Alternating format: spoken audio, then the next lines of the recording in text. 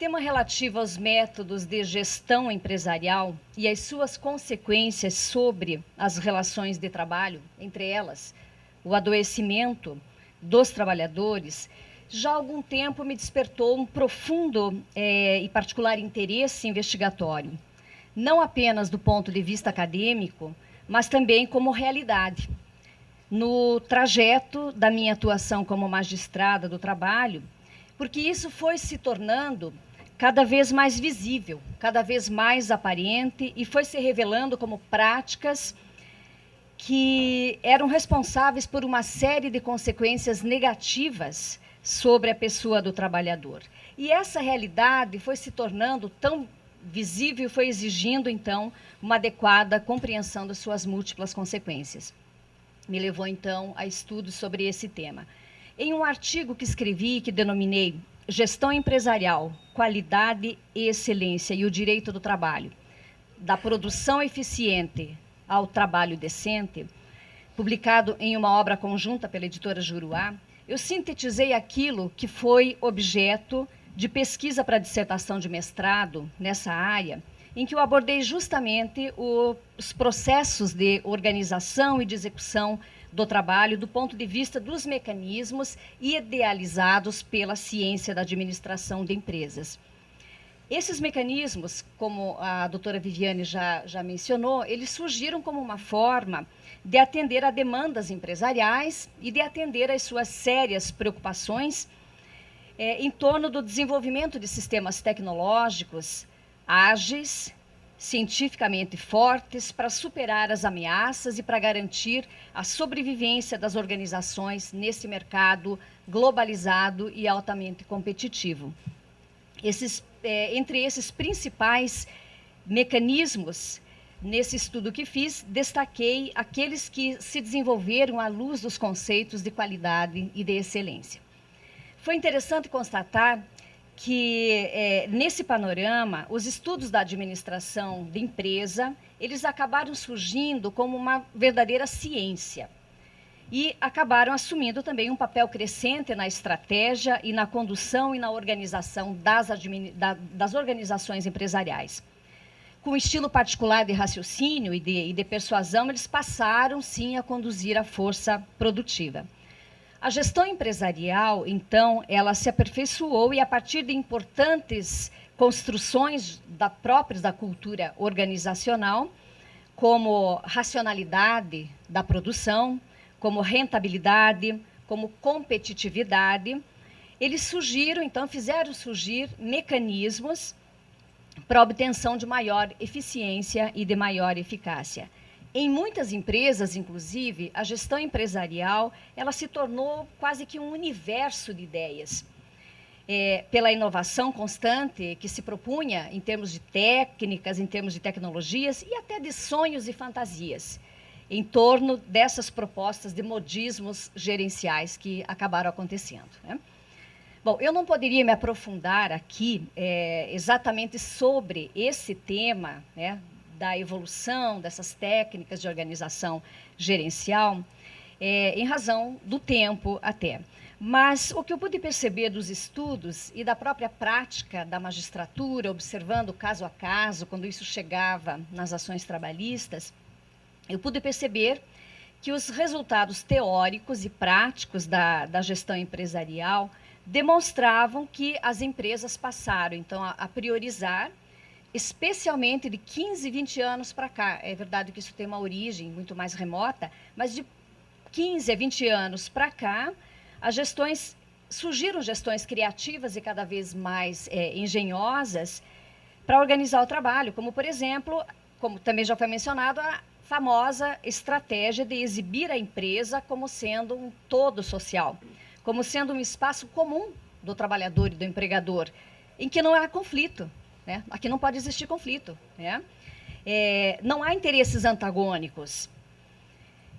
Houve também métodos radicais, a exemplo da reengenharia, né, da administração pela qualidade total, da administração por objetivos, do downsizing. Enfim, há um extenso rol de práticas e de técnicas gerenciais, de técnicas de administração de empresas, que a doutrina classifica metodologicamente como sendo aqueles métodos preparatórios que começam lá com o Taylorismo, os modernos que se inicia com o Fordismo, os atuais, né, em que se insere o grande grupo dos métodos tayloristas e os emergentes métodos de gestão. Não vou poder discorrer aqui sobre cada um deles, mas é muito interessante como isso evoluiu no campo da ciência da administração de empresa. Nesse panorama, também, e aqui eu também devo observar, já foi observado, mas devo ressaltar isso, é que se produziu esse discurso da valorização do potencial humano, né? É um discurso aparentemente bom, mas é preciso que ele seja assimilado como meio de emancipação das pessoas, né? Porque ele pode derivar, como de fato já vem derivando, em uma forma de legitimação de poder. Já que nesse ambiente empresarial se produz justamente a ideia do trabalhador em coletividade, o trabalhador comprometido com os objetivos e com os projetos e interesses da empresa e, portanto, que se mostrarão dispostos a lutar por ela, a fazer de tudo por ela, não importa o custo que isso seja, né, que isso signifique. Mas sem perceber, tudo isso sem perceber, né, a partir de um processo de educação, de treinamento, de disciplinamento, sem perceber que a dominação ela é cultural. O próprio termo que se passa a utilizar, capital humano, né, nesse contexto, né, vamos valorizar o nosso capital humano, né, como capital humano, né? O termo capital humano, então, ele já demonstra muito bem essa visão potencialmente econômica, essa visão mercantilizada e essa visão, por consequência, não só do trabalho, mas por consequência da pessoa, do trabalhador. Enfim, ela vai demonstrar para que lado pende a balança em todo esse contexto, né? Mas não é esse, então, como disse, o enfoque principal da minha fala, porque a abordagem que me foi proposta foi falar sobre esse espaço, né, que é o espaço onde o trabalho acontece, que na fala de Boaventura Souza Santos, por exemplo, é chamado espaço da produção, que na linguagem adotada aqui pela organização do evento, se chamou de ambiente de trabalho, né? É sobre esse espaço, então, que eu vou falar, e entre tantas outras formas possíveis de abordagem desse espaço, a perspectiva que será adotada será a perspectiva dos direitos humanos. Mas por que a perspectiva dos direitos humanos? Bom, talvez porque esse viés, direitos humanos, ele seja o que mais se aproxime do objetivo de vincular o tema do ambiente laboral a uma ética a favor da vida. Há um sério compromisso de dimensão jurídica, política e social de assegurar o bem-estar das pessoas que trabalhem. Ou talvez esse enfoque seja porque, sendo o ato de trabalhar um ato tipicamente humano, obviamente no sentido de desenvolver uma ação produtiva consciente e livre, né? Talvez porque nenhuma outra abordagem ela pudesse ser tão rica e tão completa como a abordagem dos direitos humanos. Essa abordagem particularmente me atrai, também porque na linha de muitos teóricos personalistas, eu também considero o ser humano o verdadeiro fim de todas as criações, obviamente respeitadas todas as condições e as variações, as derivações da natureza. Mas não faz sentido, nada faz sentido, nada se pode justificar em termos de criação, seja intelectual, seja material, se não for para beneficiar as pessoas. Seja no plano individual, seja no plano coletivo. A antropologia tem identificado no ser humano, nos seres humanos, a existência de um processo constante e inacabado que vai do Homo sapiens ao Homo faber. O Homo sapiens, o que pensa, o que se põe a refletir, o que se põe a pensar e a projetar mentalmente as suas ações, e o Homo faber, aquele que a partir do raciocínio, da projeção interna, coloca em prática as suas ações. Este é, então, o homem que pensa e, por consequência, o homem que naturalmente faz. Nesse processo contínuo, o trabalho, então, ele espelha o ser humano. Na palestra de ontem à noite, o médico Dr. Laerte Idal, ele lançou a seguinte pergunta. Não sei se alguém se lembra dela, mas ele lançou a seguinte pergunta. O que é o trabalho das pessoas? Que significado tem o trabalho das pessoas? O que é o trabalho? Naturalmente que haveria muitas respostas aqui a serem dadas, a depender da perspectiva que se possa adotar. Hannah Arendt, quando tratou da condição humana, ela fez notar que a vida ativa, ela designa 3 atividades humanas fundamentais. O labor, ou seja, aquele processo interno silencioso que faz com que o nosso corpo, que recebe a vida, se mantenha vivo, né? É o nosso processo de circulação sanguínea, de batimento cardíaco, de digestão, tudo que funciona silenciosamente, que nos mantém vivo, que nós não percebemos, esse é o labor. Mas que há também uma outra condição, que é algo de projeção externa do ser humano, mas necessariamente vinculada à vida humana, que é o trabalho, né? E a ação, que é a necessidade da vida coletiva, né? A necessidade do reconhecimento do outro, do compartilhar com o outro. Cada uma dessas ações, de acordo com Hannah Arendt, a cada uma delas corresponde uma das condições básicas mediante as quais a vida foi dada ao homem na Terra. Então, o trabalho, nessa classificação filosófica, aparece como atividade que produz coisas e, em suas fronteiras, habita a vida individual, ou seja, é uma das condições de existência humana. Há que se reconhecer que o trabalho é algo tão fundamental, que precisa ser assegurado, que precisa ser garantido e que precisa ser protegido em todas as suas formas, o que inclui a proteção do ser humano que trabalha e o ambiente em que esse processo de trabalho vai acontecer. Não foi sem uma razão filosófica profunda que a Declaração Universal dos Direitos Humanos de 48, já precedida pela Declaração de Filadélfia, a declaração contemplou no artigo 23 o preceito de que toda pessoa tem direito ao trabalho, mas não apenas a um trabalho, né? A um trabalho que ofereça, diz a declaração, condições justas e favoráveis. No artigo 3º, a mesma declaração assegurou direito à vida. Todos têm direito à vida, aqui entendida na sua mais ampla forma. E no artigo 5º, que ninguém será submetido a tratamento desumano ou degradante.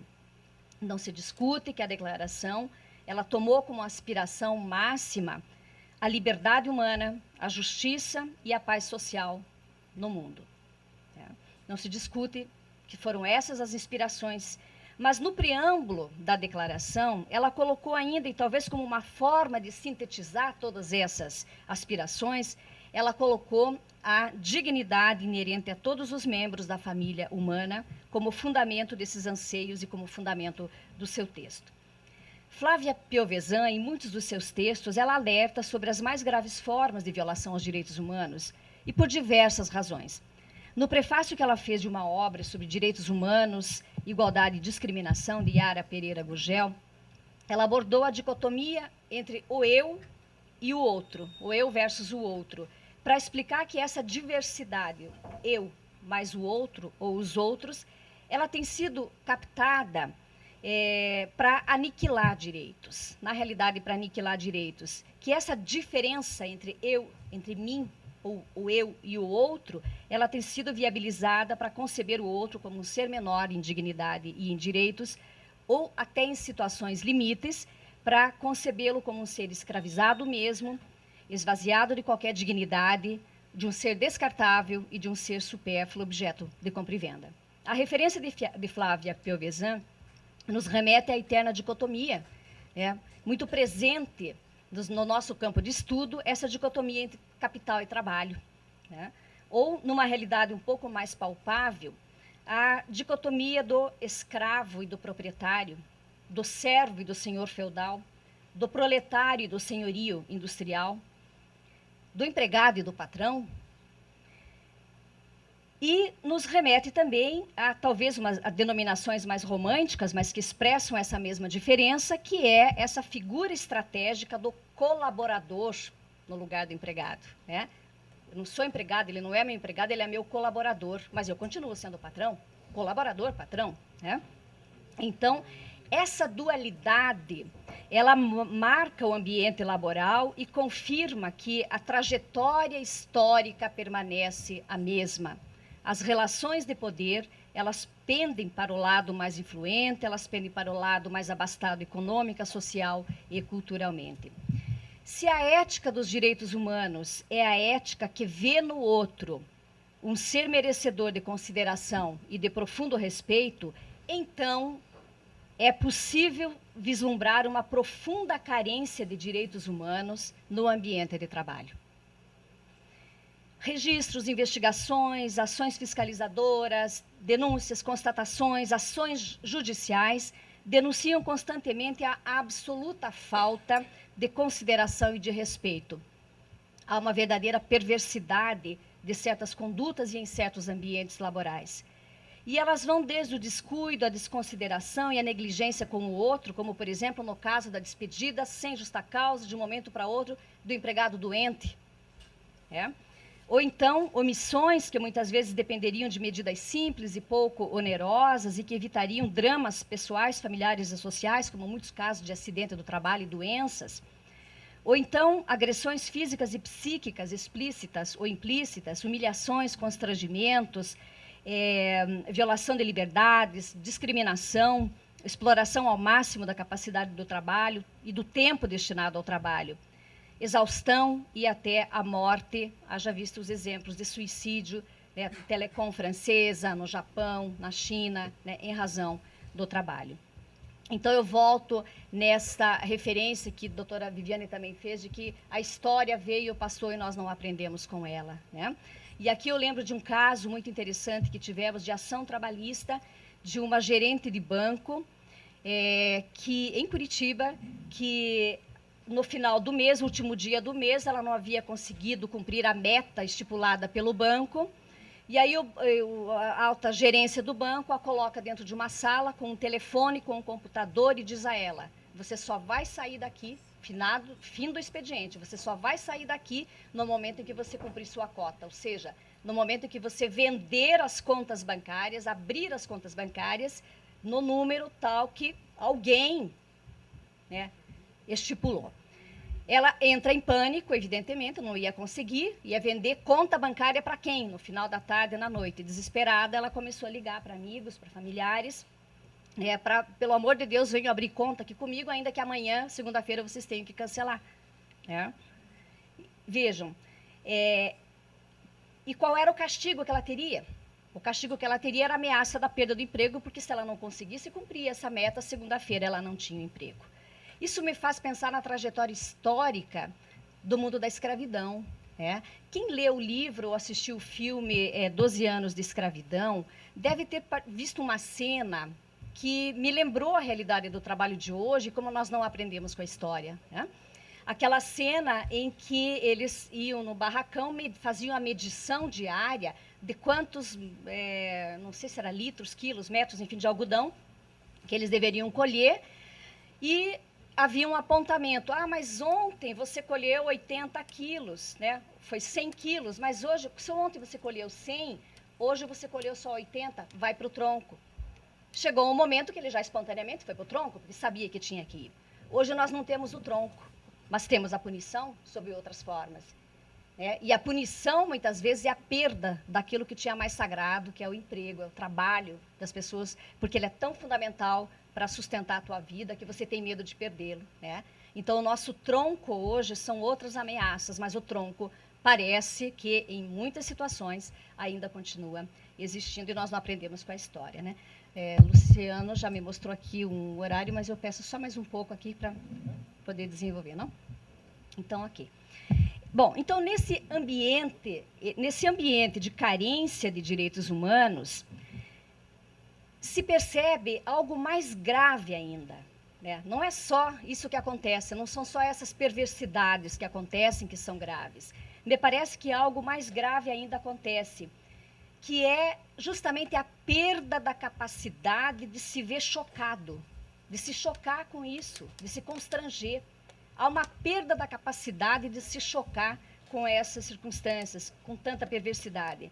Situações de assédio moral organizacional, por exemplo, denunciam essa apatia coletiva. Ontem o doutor Laertes falava sobre isso, se não me engano, ou o doutor Wilson falava exatamente desse exemplo. O mais baixo, raso empregado é punido e ele é humilhado e ele é ofendido porque o seu superior imediato também foi pressionado por seu superior, que por sua vez é pressionado pelo outro superior, que é pressionado pelo outro, de forma que a violência coletiva ela acaba sequer sendo percebida, né?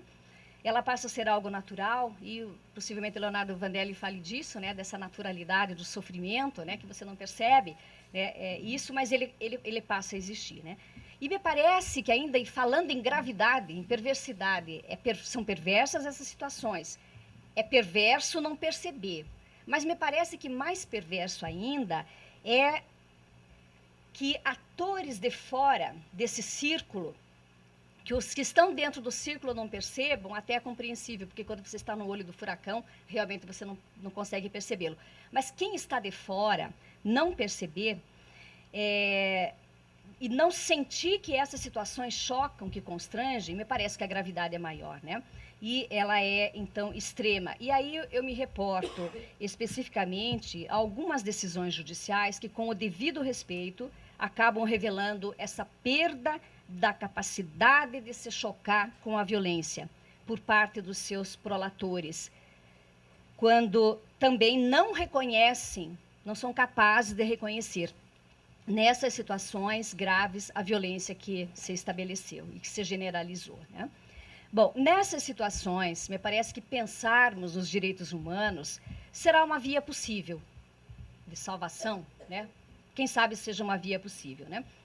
Falar de direitos humanos, claro que nos remete a um campo muito vasto de construções teóricas, o que também aqui o tempo não vai nos permitir discorrer sobre essas construções.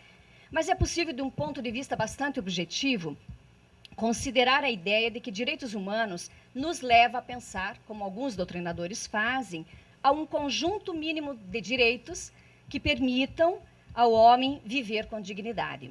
O artigo 23 da Declaração Universal se referiu a um conjunto mínimo de direitos que devem ser assegurados ao homem que trabalha e vinculou esse conjunto mínimo de direitos à tarefa de assegurar, abro aspas, como está no texto, uma existência compatível com a dignidade humana. O texto da declaração é uma norma de natureza ética, com pretensão de universalidade, nós sabemos, e o seu fundamento é o respeito à dignidade da pessoa humana, né? Então, dignidade da pessoa humana, há já um consenso também entre a maioria dos doutrinadores, né, de que a dignidade humana é que fundamenta, então, os direitos humanos. Não se ignora também as dificuldades de se conceituar a dignidade humana, que ela é o fundamento dos direitos humanos, como eu falei, já há um certo consenso. Kant vinculava a dignidade ao lugar que o homem ocupa na escala dos seres. Então, ele dizia, no reino das finalidades, tudo ou tem um preço ou tem uma dignidade, né? Ou tem dignidade. Assim, aquilo que tem preço pode ser comprado, comparado, pode ser trocado. Coisas têm preço. Coisas têm preço. Já o ser humano tem dignidade, pois não é possível comparação, compra, troca, substituição e nem o descarte. Norberto Bobbio apontou a dignidade como sendo uma expressão vaga. Aqui a doutrina brasileira acresceu expressão fluida, né? Mas muitos concordam que a dignidade só é possível ser identificada quando ela for, de fato, violada. Assim, ofende a dignidade, por exemplo, acusar publicamente um trabalhador de ladrão na frente dos colegas de trabalho, colocando-o dentro de um camburão e mantendo 20 horas detido numa delegacia de polícia e depois soltá-lo com a explicação única de que houve engano, tá? E na sequência despedi-lo sem justa causa. Parece que não há dúvida de que isso fere a dignidade, né? Cometer assédio sexual, prevalecendo-se da condição de superior hierárquico, sob ameaça de perda do emprego, também não há dúvida de que gera ofensa à dignidade da vítima. Submeter alguém a trabalho forçado, a condições subhumanas, péssimas condições de alimentação, higiene, alojamento, descanso, condições de exaustão, também não parece haver dúvida de que isso ofende a dignidade. Mas talvez não seja necessário esperar que se ofenda a dignidade para depois se poder tentar compreendê-la, né? Já se disse aqui que a dignidade é aquela qualidade intrínseca que distingue cada ser humano e que faz o ser humano merecedor do mesmo respeito e da mesma consideração por parte do Estado e por parte da comunidade. Ingo Sarlet, quando ele aborda esse aspecto, ele diz que isso tudo implica um complexo de direitos e deveres. Complexo de direitos e deveres fundamentais que assegurem a pessoa contra qualquer ato degradante e desumano e que lhe garanta condições mínimas existenciais para uma vida saudável e para sua participação ativa e corresponsável nos destinos da própria existência e da vida com os demais. Parece que podemos contar aqui com um bom parâmetro, né, para avaliar o que é tratar o outro com dignidade, além de saber quando, em que circunstâncias, em que situação, em que momento a dignidade humana ela é violada. Então, num ambiente de trabalho hostilizado por práticas gerenciais que pressionam, que promovem a desconsideração e o desrespeito, que estimulam a competição predatória entre os colegas de trabalho e que se movem pela descartabilidade do trabalhador quando ele não mais suporta o peso disso e adoece, ou quando ele não mais dá conta do recado, há sim violação à dignidade e, portanto, há violação a direitos humanos. Aqui já me direcionando, então, ao final desta fala, posso mencionar que há uma outra linha argumentativa que também nos poderia auxiliar.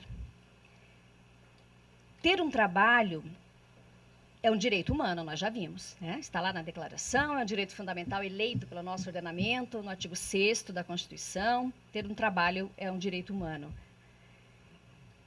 Então, oferecer trabalho em condições decentes poderia oferecer às pessoas aqueles direitos mínimos que decorrem da dignidade, como mencionou Ingo Sarlet, né, aquele conjunto de direitos mínimos. Oferecer trabalho e trabalho com dignidade poderia cumprir essa tarefa de oferecer direitos mínimos? Bem, o direito do trabalho no Brasil, embora, a meu ver, embora ele contemple uma carga alta ou relativamente alta de proteção do trabalhador, ele ainda não é suficiente para absorver todas as dimensões emancipatórias que decorrem da ideia dos direitos humanos. Porque ele ainda se condiciona a esse realismo regulatório do capitalismo, né? E no capitalismo sabemos que prepondera, né, a ideia de mercado. Exemplo disso são os baixos níveis salariais do país, a facilidade com que se priva o trabalhador do direito ao trabalho nas despedidas sem justas causas, e uma série, né, de ocorrências ainda dentro das relações de trabalho que nos mostram que ainda há muitas dimensões emancipatórias que precisam ser muito bem trabalhadas. Há uma carência de efetividade nas normas. Temos normas, muitas, mas há uma carência de efetividade das normas, até porque essa efetividade ela vai depender, em grande medida, de modelos de normas e de formas como essas normas serão recepcionadas e serão aplicadas, especialmente por quem lida, né, no dia a dia com as relações de trabalho e por quem vai interpretar essas normas, aqui no Poder Judiciário, no caso, né? Então, essa crise, me parece, que demanda soluções a partir de uma perspectiva transformadora. Não há outra saída. Entre essas perspectivas estaria, segundo alguns, a redescoberta da democratização no trabalho, né? A democratização que a doutora Viviane também menciona, né? Esse espaço democrático que acaba sendo um discurso porque a direção não muda, né? O que há? Não há uma alternância, né? O que há de democracia aqui, né? Mas, enfim, uma redescoberta da democratização do trabalho e também a descoberta do trabalho decente, né? Antônio Casimiro Ferreira, ele propõe ainda outras estratégias, das quais eu destaco a exigência de padrões mínimos de qualidade para que os serviços e os produtos possam circular livremente no mercado. Esses padrões mínimos de qualidade no trabalho, para alguns autores, eles se relacionariam com os 4 direitos básicos que figuram no item 2 da Declaração da OIT sobre princípios e direitos fundamentais no trabalho, que seriam os ligados à liberdade sindical, negociação coletiva, eliminação das formas de trabalho forçado e obrigatório, eliminação do trabalho infantil e da discriminação no emprego e na ocupação. Bom, há quem defenda a ampliação desse conjunto expresso de direitos mínimos para estendê-lo a outros campos, a outras questões como segurança, higiene, saúde, formação profissional, duração do trabalho, acesso às formas de solução de conflitos, e entre outras. E essa extensão, se sustenta, e com o que eu particularmente concordo, é imprescindível, essa extensão é imprescindível que, num primeiro momento, pelo menos, fique expressa, né? É imprescindível para a defesa e para o aprofundamento de um trabalho digno e um trabalho decente. Então, esses direitos, valores, bens e recursos sociais e humanos, eles seriam classificados como um verdadeiro patrimônio comum da humanidade. Isso é muito importante. Esses direitos mínimos serem considerados como um patrimônio comum da humanidade. Entre eles estaria o direito, então, de exercer o trabalho em condições que preservem a saúde e a segurança do trabalhador. Então, já finalizando agora, né, essas medidas adotadas pela OIT em torno do trabalho decente, elas já representam, sim, um grande avanço. Emprego com qualidade aceitável, que assegure não apenas o trabalho, mas condições de trabalho e de vida dignos, seguros e justos, tem inspirado, sim, importantes atuações da OIT nessa linha emancipatória dos direitos humanos. Dizer trabalho decente é dizer trabalho de qualidade. E a ideia de qualidade aqui transcende os objetivos exclusivamente empresariais de garantir excelência a produtos, serviços e de assegurar competitividade e lucro. A compreensão da qualidade vai para a qualidade do próprio emprego, para a excelência no trabalho e, evidentemente, pode ser até um sonho, mas para a nobreza do trabalhador, né? É assegurar trabalho decente, de qualidade, e assegurar qualidade de vida a quem trabalha. Dizer trabalho decente, enfim, é também dizer trabalho com dignidade, que fundamenta toda a teoria dos direitos humanos, expressos, então, na Declaração de 48 e nas declarações que sucederam. Então, com essas considerações, eu agradeço a atenção de todos e encerro por aqui. Obrigada.